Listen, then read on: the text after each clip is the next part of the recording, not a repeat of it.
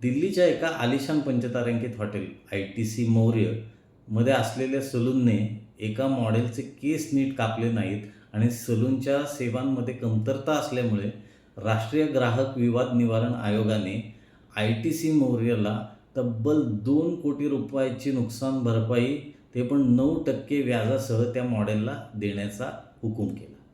2018 model महिलेने ITC विरुद्ध तक्रार दाखल केली, ज्यात तिने तिच्या सूचनांविरुद्ध केस कापल्याचा आणि सेवेत कमतरता असल्याचा आरोप केला होता. तिने असा आरोप केला की तिने स्टायलिस्टला तिचे केस एका विशिष्ट स्टाईलमध्ये कापण्याची सूचना दिली होती, परंतु स्टायलिस्टने तिच्या सूचनांचे पालन न करता तिचे केस लहान केले होते. त्यामुळे तिला अनेक फॅशन ब्रँडच्या जाहिराती गमवाव्या लागण्याची भीती होती.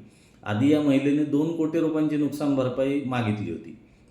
नंतर पुन्हा तिला मॉडेलिंग असाइनमेंटची अपेक्षा होती, पण तिला त्या मिळाल्या नाहीत किंवा तिची भविष्यात मिळणारे कामं, मॉडेलिंगच्या असाइनमेंट, भविष्यातील संधी गमावणे आणि मानसिक त्रासाला सामोरे जाणे अशा गोष्टींमुळे तिने भरपाईत 5,20,00,000 इतकी वाढ केली.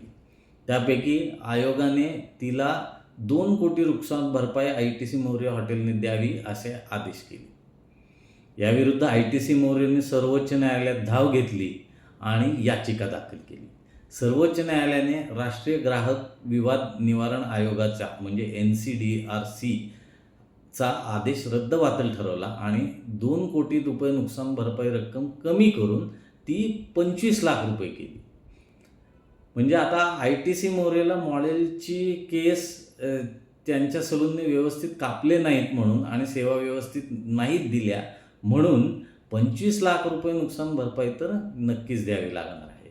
तक्रारदार महिलेने तिच्या दाव्याच्या समर्थनार्थ दाखल केलेली कागदपत्रे मूळ नसून झेरॉक्स कॉपी असल्यामुळे त्यांच्यावर विसंबून राहून 2 कोटी इतकी मोठी नुकसान भरपाई देता येणार नाही असा निष्कर्ष माननीय सर्वोच्च न्यायालयाने काढला आणि त्यामुळं ही नुकसान भरपाई कमी झाली.